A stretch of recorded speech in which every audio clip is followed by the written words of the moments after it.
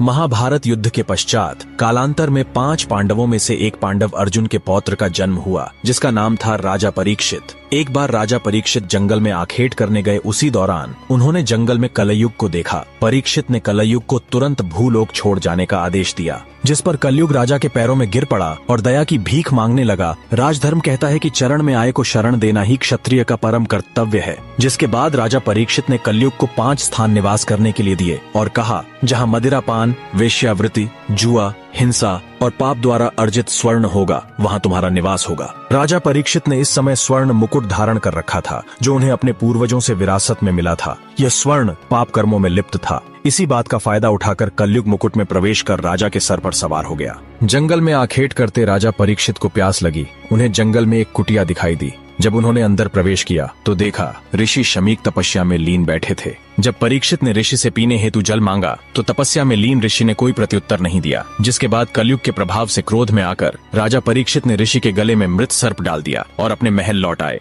उन्होंने जैसे ही आराम करने के लिए अपना मुकुट उतारा, उन्हें ज्ञात हुआ उनके हाथों से बहुत बड़ा अनर्थ हो गया है। राजा तुरंत घोड़े पर सवार हुए और ऋषि शमीक की कुटिया के समीप आ पहुंचे। लेकिन राजा से ठीक पहले ऋषि शमीक के पुत्र ऋषि श्रृंगी वहां पहुंच चुके थे। जब अनभिज्ञ ऋषिपुत्र श्रृंगी ने देखा कि मेरे पिता के गले में कोई मृत सर्प डालकर चला गया, तो क्रोधित ऋषिपुत्र श्रृंगी ने यह श्राप दे डाला कि जिस किसी ने भी यह कुकृत्य किया है, उसे आज से ठीक 7वें दिन तक्षक नाग डसकर मृत्युलोक पहुंचा देगा। दूर खड़े राजा परीक्षित ने यह सब सुन लिया, जिसके बाद राजा परीक्षित काफी दुखी हुए, क्योंकि कहा जाता है जब किसी की मृत्यु सर्प काटने से होती है, उसकी कभी मुक्ति नहीं होती। इसके समाधान के लिए राज्य के पुरोहितों ने 7 दिनों में श्रीमद् भगवद गीता का पाठ कर राजा परीक्षित को सुनाया। जिसके बाद राजा के सप्ततल प्रासाद महल की सुरक्षा इतनी कड़ी कर दी गई कि कोई परिंदा भी पर न मार सके। लेकिन फिर भी ठीक 7वें दिन तक्षक नाग किसी तरह महल में प्रवेश कर गया और राजा परीक्षित को डस लिया। जब राजा परीक्षित के पुत्र जन्मेजय को यह ज्ञात हुआ कि उसके पिता की मृत्यु तक्षक के डसने से हुई है, तब जन्मेजय के मन में प्रतिशोध की भावना भभक उठी और जन्मेजय ने सांपों का अस्तित्व मिटाने की प्रतिज्ञा ली और सर्प दमन यज्ञ प्रारंभ कर डाला।